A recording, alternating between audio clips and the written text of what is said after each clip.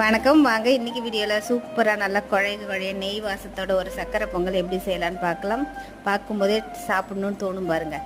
3/4 cup அளவுக்கு பச்சரிசி, 1/4 cup பச்சைப்பருப்பு அதாவது பாசிப்பருப்பு நல்லா கழுவிட்டு 3 கப் அளவுக்கு தண்ணி வச்சு குக்கரில் ஏற்றிடுங்க. குக்கர் அடுப்பு ஆன் பண்ணிவிட்டு நல்லா கொதி வந்த பிறகு ஒரு 3லேருந்து 4 விசில் மீடியம் ஃப்ளேமில் விட்டுட்டு நல்லா வெந்த பிறகு ஓப்பன் பண்ணிவிட்டு நல்லா அதை மாதிரி மசிச்சு விட்டு ஒரு பக்கம் வச்சுக்கோங்க.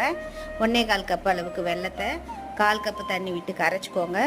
கரைச்சிட்டு ஒரு கொதி வந்தோடனே ஆஃப் பண்ணிவிட்டு நம்ம ஏற்கனவே மசிச்சு வச்சுருந்த அந்த பொங்கல் கூட சேர்த்து நல்லா மிக்ஸ் பண்ணுங்கள். நல்லா கொதிக்கட்டும். இதில் ஏலக்காய் பொடி ஒரு சிட்டிக்கு அளவுக்கு உப்பு எல்லாமே சேர்த்துக்கோங்க.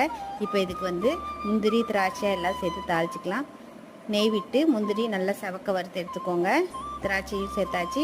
அவ்வளோதாங்க, கம கமன் வாசனையோட நெய் சர்க்கரை பொங்கல் சூப்பர் ரெடி ஆச்சு. ட்ரை பண்ணி பார்த்துட்டு எப்படி இருக்குன்னு